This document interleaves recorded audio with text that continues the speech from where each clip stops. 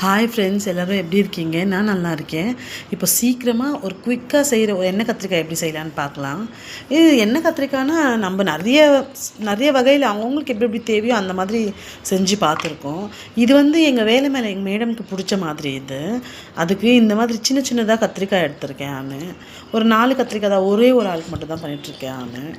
அதை இந்த மாதிரி பஞ்சு மாதிரி கட் பண்ணி கொஞ்சம் எண்ணெயில் சேர்த்து இதை வதக்கிக்க போகிறோம் நல்லா.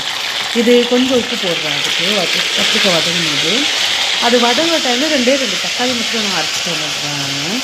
வாங்க, இந்த கத்திரிக்காய் இப்போ இவ்வளோ வதங்கினா போதுங்க. தக்காளியும் அரைச்சிட்டு வந்துட்டாங்க. இப்போ இந்த கலர் சேஞ்ச் ஆனாலே அது ஒரு கொஞ்சம் சாஃப்ட் ஆகிடும். அதே எண்ணெயில் கொஞ்சம் சீரகம் சேர்த்துருக்கேன். மிளகும் போடுவேன். மிளகு இல்லாதனால நான் ஸ்கிப் பண்ணிட்டேன். அது கூட 2 வெங்காயம் பொடியாக கட் பண்ணி இதை சேர்த்துருக்கேன். அது இந்த அளவுக்கு வதங்கினதும் அது கூட கொஞ்சம் ஒரு அரை ஸ்பூன் இஞ்சி பூண்டு பேஸ்ட்டு போட்டிருக்கேன். இஞ்சி பூண்டு பேஸ்ட் அந்த பச்சை வாசனை போனதுக்கப்புறம் அது கூடவே மசாலா ஆட் பண்ணிக்கிறேன் நான். இல்லை கொஞ்சம் மஞ்சத்தூள், நம்ம எந்த குவான்டிட்டி பண்ணுறோமோ அதுக்கேற்ற மாதிரி மசாலா ஆட் பண்ணிக்கோங்க.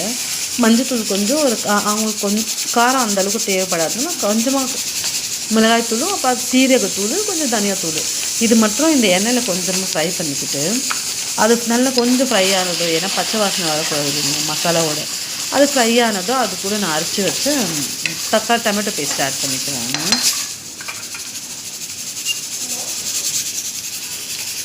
நான் ஃபைன் பேஸ்ட்டாக அரைச்சிக்கல. ஆனால் எனக்கு இந்த தக்காளி பார்க்க அது கொஞ்சம் குறைப்பாக தான் இருக்கும். அது இது மசியும் போது நல்லாவே அது சாஃப்ட் ஆகிடும்.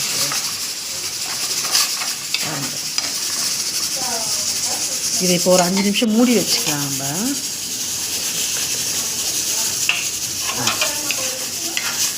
அப்புறம் அது கொஞ்சம் வதங்கினதும் அது கூடவே நம்ம வதக்கி வச்ச கத்திரிக்காயை போட்டுக்கலாங்க.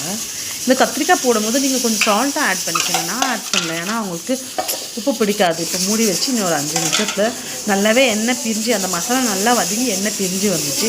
இந்த ஸ்டேஜில் கொஞ்சம் புளி கரைச்சி வச்சுருக்கேன். அந்த புளி தண்ணியை மேலாக ஊற்றிட்டுருவாங்க. இதை நல்லா மிக்ஸ் பண்ணிவிட்டு திரும்ப இதுவும் ஒரு 5 நிமிஷம் புளியோட பச்சை வாசனை போகிறதுக்கு இது 5 நிமிஷம் திரும்பவும் மூடி வச்சுக்கிறேன் நான்.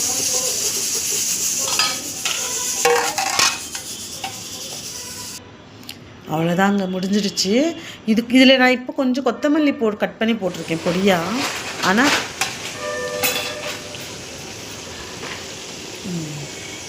அவ்வளோதாங்க, நல்லாவே ஒரு எண்ணெய் கத்திரிக்காய் தொக்கு மாதிரி ரெடி ஆகிடுச்சு. இது சப்பாத்திக்கு, தோசைக்கோ, சூடாக ரைஸ்லையும் போட்டு சாப்பிட ரொம்பவே நல்லாயிருக்கும்.